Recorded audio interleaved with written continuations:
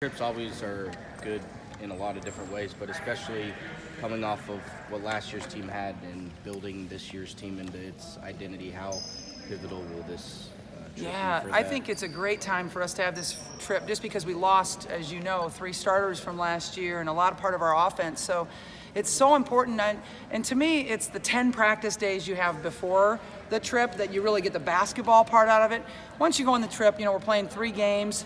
The competition over there is a little bit different. Sometimes it's really good, sometimes it's not good. But international style is a little bit different than American style, different rules. So to me, it's this heart that we just got these 10 days.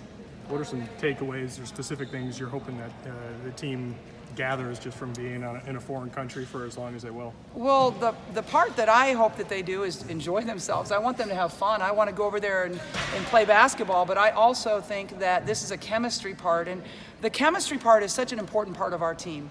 It's really, I think we win games because we get along better than other teams. We have that great chemistry. And so when you have a big group coming in or 3 new freshmen coming in like this is a great time for us to build that chemistry.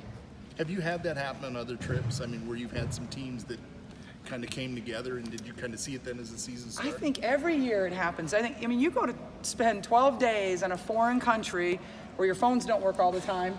You have to talk to the person next to you, and you get to know somebody. When you're traveling overseas, you really get to know people well, and you just spend so much time together.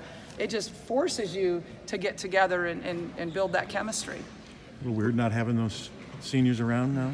It's Is it sunk in weird, that they're but gone? at the same time, it's kind of like you're used to it. It's like every year you have it, We've been doing it since March with our practices, or April, I guess, April with our practices, not having them around. So, you kind of just move on.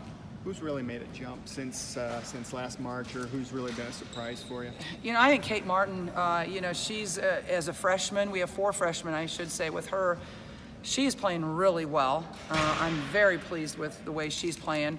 I think some of our freshmen are going to contribute. Like right now, what I've seen, I think McKenna Warnock, I think Gabby Marshall are all going to contribute for us, and so that's exciting.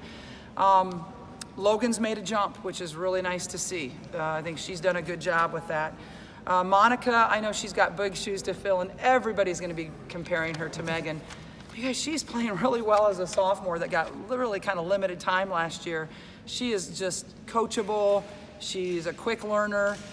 She embraces the contact like Megan did down there. So, do her a favor and don't compare her to Megan, but just compare her to a post player. She is a good post player. How much do all